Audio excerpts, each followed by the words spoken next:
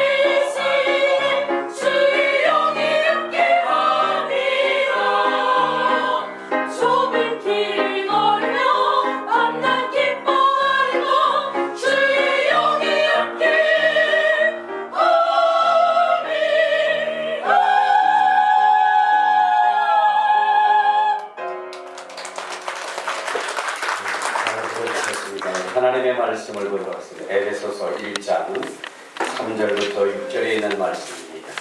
에베소서 1장 3절부터 6절. 우리 다 같이 한 목소리로 합독하도록 하겠습니다. 시작. 찬송하리로다. 하나님은 우리 주 예수 그리스도의 아버지께서 그리스도 안에서 하늘에 속한 모든 신령한 복을 우리에게 주시되 곧 창세전에 그리스도 안에서 우리를 택하사 우리로 사랑 안에서 그 앞에 거룩하고 의미 없게 하시고 그 기쁘신 뜻대로 우리를 예정하사 예수 그리스도로 말미암아 자기의 아들들이 되게 하셨으니 이는 그가 사랑하시는 자 안에서 우리에게 거둬주시는 바 그의 은혜의 영광을 찬송하게 하리라. 아멘. 네, 옆에 있는 분들하고 인사 나누실 때 이렇게 인사 나누시길 바랍니다. 함께 예배드리게 돼서 참으로 행복합니다. 이제 자기 자신의 고백을 할 때 이런 고백을 하십시오. 나는 예수님 때문에 가장 행복한 사람입니다. 나는 예수님 때문에 가장 행복한 사람입니다. 네, 할렐루야. 할렐루야. 예. 계속해서 여러분들에게 하나님의 주시는 복에 대해서 말씀을 드리고 있습니다. 여러분, 우리 사람들은 복이 필요한 사람이에요. 복이 필요한 사람. 그래서 하나님이 우리의 인생을 만드시고 가장 먼저 하는 것이 뭐냐면 복을 주사라고 이렇게 말씀을 하셨습니다. 우리 한번 창세기 1장, 자, 우리 26절부터 우리 28절 한번 봅시다. 자, 시작. 하나님이 이르시되 우리의 형상을 따라 우리의 모양대로 우리가 사람을 만들고 그들로 바다의 물고기와 하늘의 새와 가축과 온 땅과 땅에 기는 모든 것을 다스리자 하시고 하나님이 자기 형상 곧 하나님의 형상대로 사람을 창조하시되 남자와 여자를 창조하시고 하나님이 그들에게 복을 주시며 하나님이 그들에게 이르시되 생육하고 번성하여 땅에 충만하라. 땅을 정복하라. 바다의 물고기와 하늘의 새와 땅에 움직이는 모든 생물을 다스리라. 여기 보면은 하나님께서 우리 인생들에게 생육하고 번성하도록 했고 땅에 충만하도록 했으며 땅을 정복하도록 했어요. 그런데 이러한 일들을 감당할 때에 가장 필요한 것이 뭐냐? 복이라는 것입니다. 복이라고 하는 것이 있을 때 이러한 주님의 우리에게 주신 이 사명을 감당할 수 있고 주님이 우리에게 누리게 하시는 그것을 우리가 누릴 수 있다라고 말씀을 하고 있는 것입니다. 그러므로 우리 인생에 있어서 굉장히 복이 중요한 것입니다.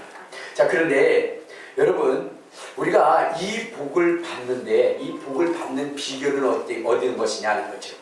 이 복을 어떻게 받는 것이냐라고 보면 우리 다시 한번 에베소서 1장에 가보면 이런 말씀이 있어요. 에베소서 1장 3절에 보면 이렇게 말씀을 하고 있습니다.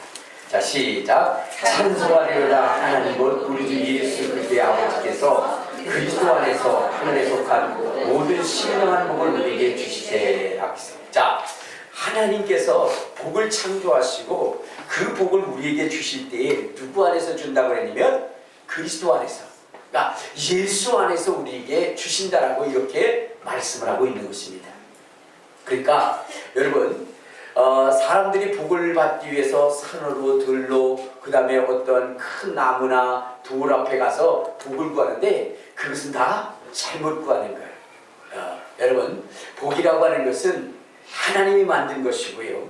또 하나님이 그것을 줄 때에 산이나 들에 가서 빈다고 주는 것이 아니라 예수 그리스도 안에서 주신다라고 주님이 말씀하셨으니까 여러분, 우리는 하나님의 주시는 그 복을 소유하기 위해서 누구 앞에 가야 되냐? 예수 그리스도 앞에.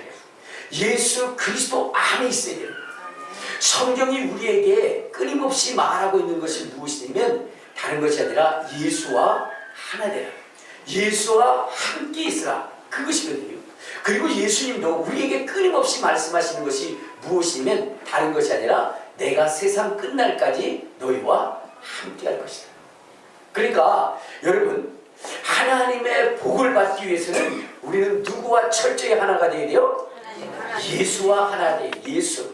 우리 한번 자 요한복음 15장에도 한번 보면 이런 말씀을 하고 있습니다. 요한복음 15장. 자, 거기 15장 우리 4절부터 한번 보시면 이런 말씀이 있어요. 4절 시작. 내 안에 거하라 나도 너희 안에 거하리라. 가지가 포도나무에 붙여있지 않으면 스스로 열매를 맺을 수 없는 것 같이 너희도 내 안에 있지 않으면 그러하리라. 나는 포도나무요 너희는 가지라. 그가 내 안에 내가 그 안에 거하면 사람이 열매를 많이 맺나니 나를 떠나서는 너희가 아무것도 할 수 없습니다. 자, 그러니까 여러분 우리의 인생은 누구 안에 있어야 되냐? 예수 안에 있어야 돼요. 예수와 철저히 하나 되기에 힘써야 되는 것입니다. 그래야 하나님이 예수를 통해서 주시고자 하는 그 복을 우리가 누릴 수 있게 된다는 것입니다. 성경은 다른 것을 얘기하는 것이 아니라 우리가 누구와 붙어 있으라? 예수와 붙어 있으라. 예수와 함께 있으라. 그래서 주님은 끊임없이 성경을 통해서 우리에게 하시는 것이 뭐예요? 내가 네 안에, 네가 내 안에. 그리고 그렇지 않는 사람들은 주님이 우리의 심령 안에서 문을 두드릴 때에 문을 활짝 열어서 주님이 들어오실 수 있도록 그렇게 하라고 말씀하고 있습니다. 우리 한번 요한계시록, 자, 우리 3장 20절을 한번 봅시다. 요한계시록 3장 20절에 보면 이런 말씀이 있습니다. 3장 20절. 자, 시작. 볼지어다 내가 문 밖에 서서 두드리노니 누구든지 내 음성을 듣고 문을 열면 내가 그에게로 들어와 그로 더불어 먹고 그는 나와 더불어 먹으리라. 그러니까 여러분 보세요. 예수님이 우리 안에 있어야 되는 것이고요. 우리는 예수님 안에 있어야 되고 예수님과 철저히 하나 되어지면 어떻게 하신다 그랬느냐? 21절 시작. 이기는 그에게는 내가 내 보좌와 함께 앉게 주기를 내가 이기고 아버지 보좌에 함께 앉은 것 같이 하리라. 그러니까 여러분 우리가 저 하나님의 영광의 보좌에 함께 앉을 수 있는 조건도 내가 주님과 함께 할 때 이루어지는 것입니다. 여러분 우리가 하나님 나라의 제사장이 되고 하나님의 나라가 되고 왕같은 제사장이 되는 그 조건도 어디 있느냐? 예수와 하나 되어질 때. 예수와 하나 되어질 때 예수께서 우리에게 그것을 부여하신다라고 성경은 말씀하고 있는 것입니다. 자, 우리 한번 요한계시록 1장, 자, 우리 요한계시록 1장 6절에도 보면 이렇게 얘기하고 있습니다. 자, 시작. 그의 아버지 하나님을 위하여 우리를 나라와 제사장으로 삼으신 그에게 영광과 능력이 세세토록 있기를 원하노라. 아멘. 그러니까 여러분 우리를 나라와 제사장으로 삼으시는 이도 누구냐? 예수 그리스도라는 겁니다. 우리를 존귀하게 여기고 하나님의 자녀가 되게 하고 하나님의 복을 누리게 하시는 이도 누구냐? 바로 예수 그리스도라는 겁니다.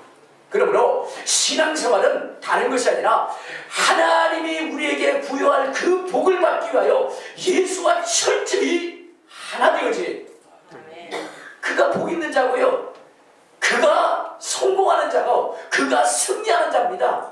그러므로 여러분 모두는 예수와 철저히 하나 되시기를 주님의 이름으로 축원합니다. 아멘. 주님의 이름으로 축원합니다. 아멘. 자, 그러면 여러분 예수님을 통해서 하나님이 복 주신다라고 얘기했다면 그러면 우리는 어떠한 존재가 되냐?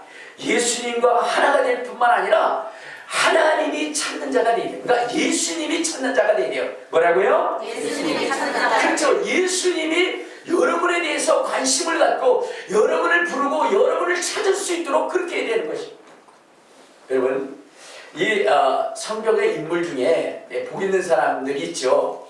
그런데 그 중에 대표적으로 우리가 복 있는 사람을 꼽으라 한다면 누구냐면은 베드로라고 하는 사람과 바울이라고 하는 사람을 참 복 있는 사람이다라고 이야기할 수가 있습니다.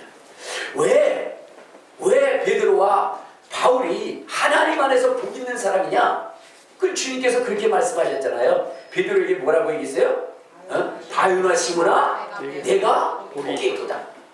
여러분 예수님께서 직접적으로 베드로를 향하여 뭐라고 그러느냐? 너는 복 있는 자다라고 이렇게 얘기합니다.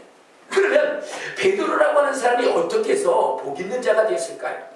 어떻게 해서 복 있는 사람이 되었을까? 그것은 다른 것이 아니라 이 베드로라고 하는 사람은 하나님이 직접 그에게 찾아가셨어요. 예수님이 그를 직접 찾아가셔서 그를 부르시고 그를 세우셨습니다. 자, 우리 한번 마태복음, 자, 마태복음 4장에 보면 이런 말씀이 있어요. 마태복음 4장 우리 18절에 보면 18절 19절에 보면 이런 말씀을 하십니다. 자, 시작. 갈릴리 해변에 다니시다가 두 형제 곧 베드로라는 시몬과 그의 형제 안드레가 바다에 그물 던지는 것을 보시니 그들은 어부라. 말씀하시되 나를 따라오너라. 내가 너희를 사람을 낚는 어부가 되게 하리라 하시니. 자, 여러분 지금 베드로라고 하는 사람이 자기의 생업에 충실하고 있어요. 지금 갈릴리 바닷가에서 어부로서의 그 사명을 충실히 이행하고 있을 때에 예수님께서 친히 그 그물질하는 베드로를 찾아갔어요.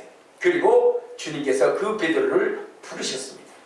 여러분, 예수님의 직접적인 부르심을 받는다는 것보다 더 기쁘고 즐겁고 행복한 일은 없지 않겠습니까? 왜냐? 여러분, 예수님은 하나님이 우리 인생들에게 필요한 복을 만들어 놓은 그 복을 우리에게 주실 수 있는 그러한 유일하신 분이시기 때문에, 그렇기 때문에 예수님이 누구를 직접 찾아가서 그를 부른다는 것은 그것은 대단히 복 있는 것 아니겠습니까?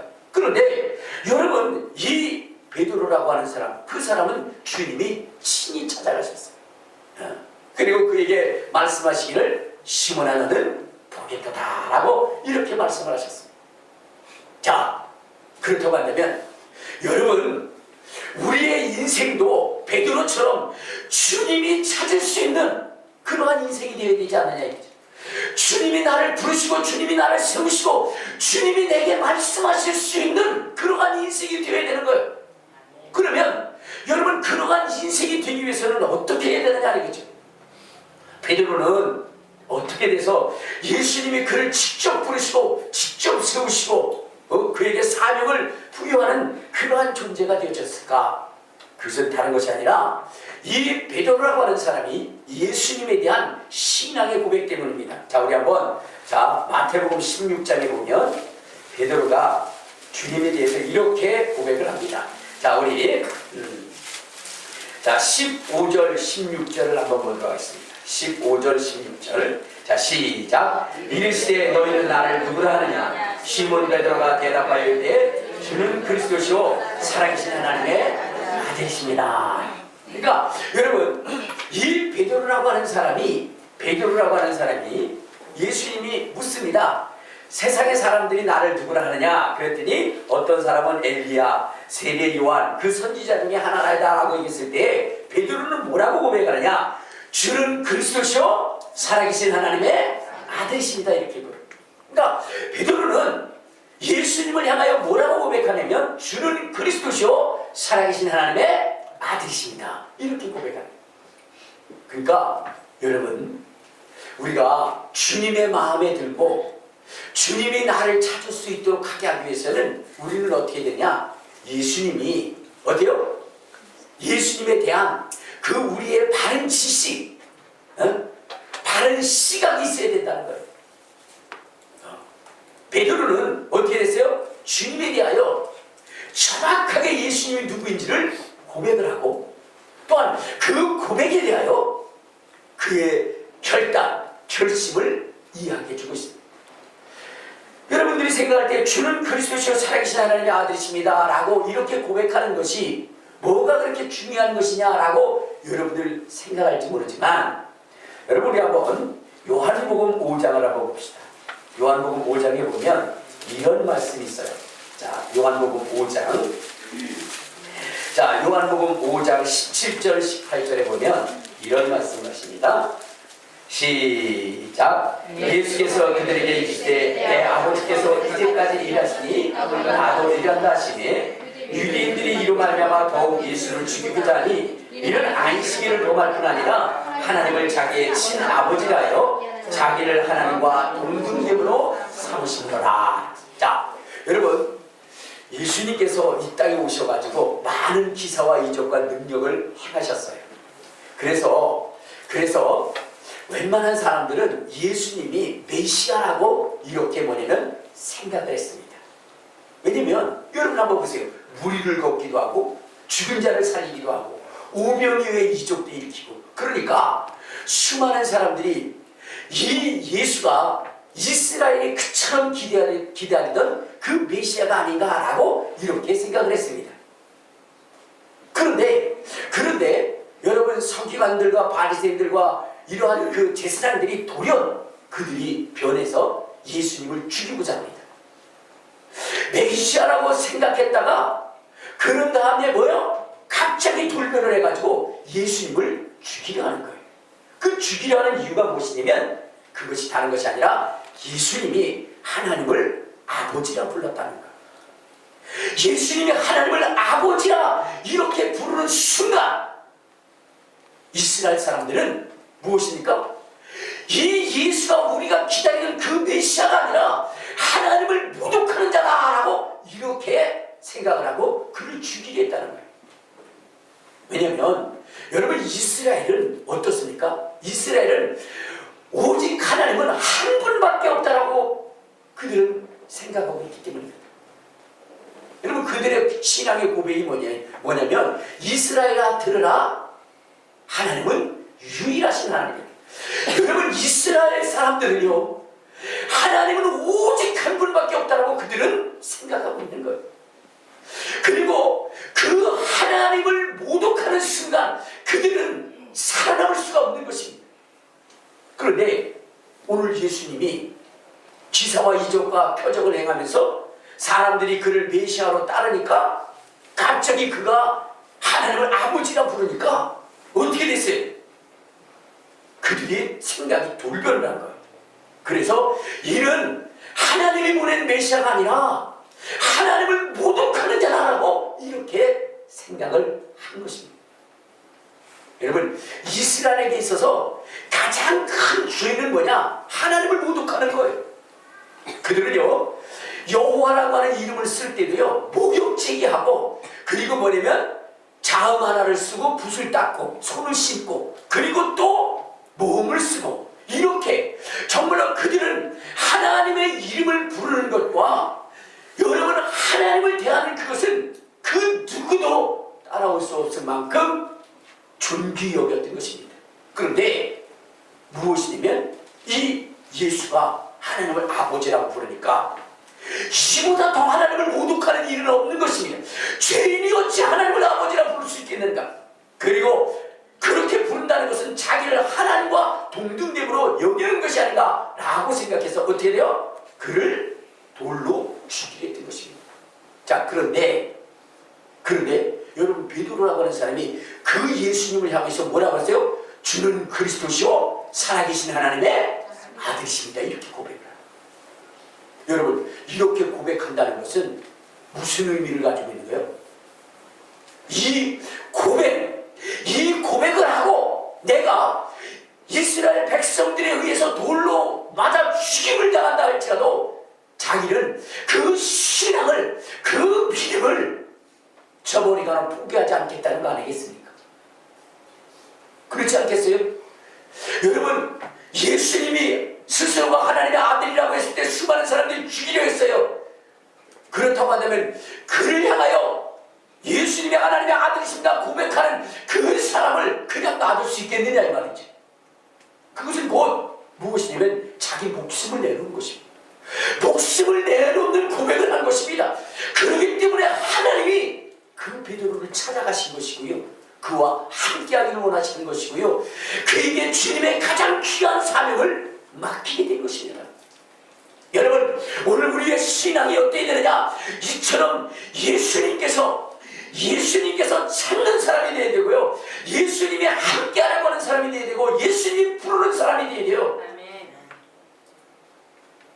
그리고 우리의 신앙은 오직 예수만이 우리의 구원자라고 예수만이 하나님의 아들이시고 예수만이 우리의 유일한 구원자라고 고백할 수 있는 그 신앙을 우리가 가져야 된다는 것입니다. 이제 우리나라도 종교차별법이라고 하는 것이 통과가 되면 그러면 이제는 오직 예수만의 구원이다라고 이렇게 이야기를 할 수 없도록 법으로 제정되게 됩니다. 자, 그럴 때라도 여러분 베드로처럼 정말로 주는 그리스도시요 살아계신 하나님의 아들이십니다라고 고백하는 것처럼 여러분 우리의 신앙의 철저한 무장을 통해서 율법이 그렇다 할지라도 우리는 철저하게 오직 구원은 예수 그리스도밖에 없다라고 그렇게 고백할 수 있는 그러한 사람이 되어야 되는 것입니다. 아멘. 그렇게 하는 사람을 주님은 찾으시고 주님은 부르시고 주님은 복을 주시는 것입니다. 아멘. 그러므로 여러분들 지금부터 철저하게 예수만이 구원이라 고백할 수 있는 그러한 사람이 되게요. 다른 곳에 구원이 있다라고 여러분이 그렇게 이야기한다 할지라도 아니요, 그것은 잘못된 것이고 그것은 정말로 마귀 사탄의 계략이고 인류를 파멸시키고 인류를 지옥으로 끌고 가는 것입니다. 오직 구원은 예수 그리스도 한 분밖에는 없습니다. 다른 이웃으로는 구원을 얻을 만한 다른 이름을 주신 적이 없습니다. 예수만이 유일한 구원자십니다 라고 목숨을 내어놓고 선포할 수 있는 그러한 사람이 되어야 된다는 것입니다. 하나님은 그러한 사람을 찾으시는 것입니다. 하나님의 베드로를 찾은 이유가 바로 거기 있는 거예요. 수많은 사람들이 예수님을 하나님이라 얘기할 때 죽이려 하는 그 순간에도 차라리 돌에 맞아 죽을지언정 예수만이 하나님의 아들이심을 고백할 수 있는 그러한 신앙인, 그러한 믿음 있는 사람을 우리 주님이 찾으시는 것입니다. 그러므로 오늘 우리는 어떻게 되죠? 그러한 신앙을 갖는 저와 여러분 되시기를 주님의 이름으로 축원합니다. 아멘. 주님의 이름으로 축원합니다. 아멘. 또 여러분, 하나님이 찾으시는 사람은 어떤 사람이냐? 예수님이 찾으시는 사람은 어떤 사람이냐? 주님의 몸된 교회를 위하여 헌신하고 봉사하고 충성하는 사람을 주님이 찾으신다는 것입니다. 아멘. 여러분, 이 하나님이 주신 직분 중에 가장 귀한 직분이 있어요. 그것이 무엇이냐면 사도라고 부름을 받는 거예요. 사도라고 부름을 받는 거예요. 여러분, 사도라고 부름을 받는 것이 왜 중요하냐면, 여러분, 제사장이라는 것도 계속해서 뭐냐면 그게 인계되어지고 그렇게 될 수 있는 거예요. 그런데 사도라고 부름을 받은 사람은 딱 12사람밖에 없는 거예요. 이 세상에 딱 12사람만 사도라고 칭함을 받는 것입니다. 자, 그런데 여러분, 이 사도라고 부름을 받는 데는 조건이 필요합니다. 그것은 뭐냐면 예수님과 3년 동안 같이 다니시면서 복음을 전한 그러한 그 조건이 있어야 되는 것이고요. 그리고 또 예수님이 직접 그를 불러야 되는 것입니다. 그리고 예수님이 어때요? 그들을 지칭하여 사도라고 말할 수 있는 사람, 그런 사람, 그 12사람밖에 없어요. 알겠습니까? 그러니까 여러분, 당시에도 예수님 앞에 예수님을 따라다녔던 70인의 문도들이 있습니다. 제자들이 있어요. 근데 그들을 사도라고 얘기하지 않습니다. 오직 사도는 어떠냐? 예수님이 3년의 공생에 함께 하실 뿐만 아니라 뭐요? 그들을 직접 찾아가서 부른 자들을 사도라 이렇게 명하는 거예요. 그래서 여러분들 보세요. 베드로와 야고보와 요한 이런 사람들은 주님이 직접 가서 부른 겁니다. 마태 같은 경우, 세리 같은 경우도 어떻게 해요?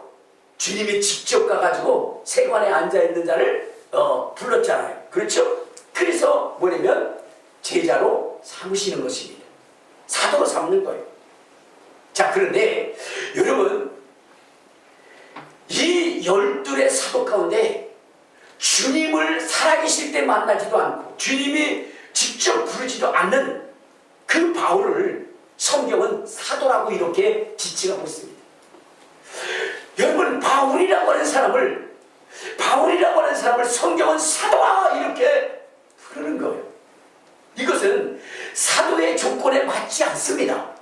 그럼에도 불구하고 성경이 그를 사도로 그렇게 지칭하는 것은 이 바울이라고 하는 사람이 교회에 대하여 어떠한 생각을 가지고 있는지 그것을 보면 알 수 있는 것입니다.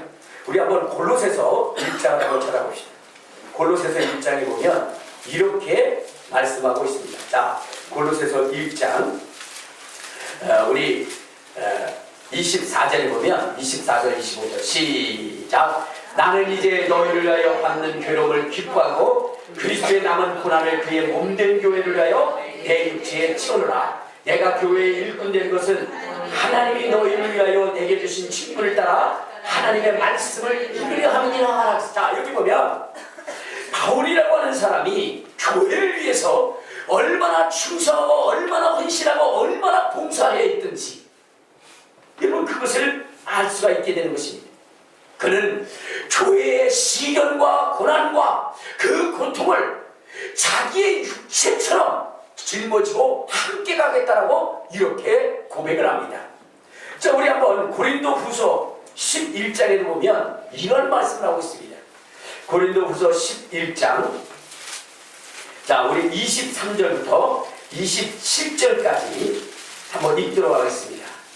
고린도후서 11장 23절부터 27절 시작. 그들이 그리스도의 일꾼이냐 정신없는 말을 하거니와 나는 더욱 그러하도다. 내가 수고를 넘치도록 하고 옥에 갇히기도 더 많이 하고 매도 수없이 맞고 여러 번 죽을 뻔하였으니 유대인들에게 40에 하나 감한 매를 5번 맞았으며 3번 태장으로 맞고 1번 돌로 맞고 3번 파손하고 일주일을 깊은 바다에서 지냈으며 여러 번 여행하면서 강의 위험과 강도의 위험과 동쪽의 위험과 이방인의 위험과 시내의 위험과 광야의 위험과 바다의 위험과 거짓 형세 중에 위험을 당하고 또 수고하며 애쓰고 여러 번 자지 못하고 추리며 목마르고 여러 번 굶고 죽고 헐벗어노라 그랬어요. 자, 여러분 지금 이 바울이라고 하는 사람이 당한 이 고난, 복음을 위하여 전하다가 당한 이 고난은 여러분 이 중에 한두 가지만 우리만 겪어도 어떻게 돼요? 하나님 원망하고 불평하고 떠났을 거예요. 그렇지 않겠습니까?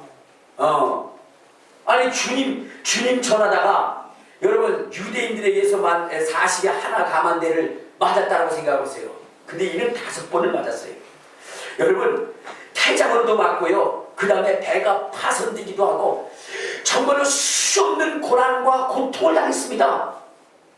헐벗고 굶주리고 죽을 위기를 수없이 당했습니다. 자, 그런데 이 바울이라고 하는 사람이 이 일에 대하여 염려하는 것이 아니라 28절을 봅시다. 자, 시작. 이 외의 일을 고사하고 아직도 날마다 내 속에 눌리는 일이 있으니 곧 모든 교회를 위하여 염려하는 것이라. 이 바울이라고 하는 사람은 자기에게 당한 이 고난, 이 고통, 그것은 아무것도 아니라는 거예요. 헐벗고 굶주린 것, 자지 못한 것, 그건 아무것도 아니라는 거예요. 그가 진정으로 염려하고 근심하고 걱정하는 것은 교회를 위한 것이라는 거예요. 교회를 위한. 왜? 그 교회는 주님의 몸이기 때문에 그렇습니다. 주님의 몸이기 때문에 그 교회를 위하여 정말로 이 바울은 염려하고 근심하고 걱정했다는 것입니다. 여러분, 바울이라고 하는 사람이 왜 주님이 정말로 살아계실 때 직접 부르지도 않고 세우지도 않은 그가 왜 사도의 반열에 설 수 있었는가? 그것은 이 바울이라고 하는 사람이 주님의 몸인 교회를 위하여 얼마나 그가 수고하고 얼마나 힘쓰고 얼마나 애썼는가를 그것을 성경이 우리에게 보여주고 있는 것입니다. 그렇기 때문에 하나님이 그를 사도로 세우신 것입니다. 여러분, 하나님이 또한 예수님이 우리를 찾고 부르기 위해서 우리가 관심을 가져야 되는 것이 무엇이냐면 바로 교회인 것입니다. 주님의 몸인 교회, 이 교회가 든든히 세워질 수 있도록 여러분들이 최선을 다하는 것이 무엇보다도 중요하다는 것입니다. 무엇을 먹을까, 무엇을 입을까, 여러분 우리의 생활의 염려보다도 우리가 더 우선해야 할 것이 바로 주님의 몸된 교회가 든든히 세워지기를 소망하며 기도하며 헌신하고 봉사하며 충성해야 된다는 것입니다.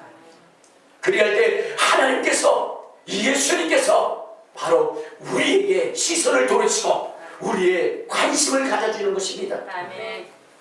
바울이 정말 주님 앞에 이렇게 살아갔던 것처럼 우리 또한 우리의 생애 가운데 정말로 주님을 위해서 살아갈 수 있는 그러한 사람들이 되어야 되는 거예요.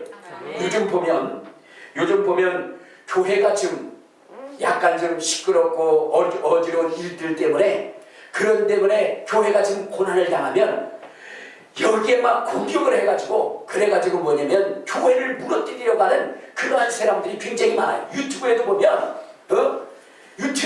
뭐 교회를 나와라 뭐 이렇게 얘기하면서 이야기하는 사람들이 굉장히 많습니다.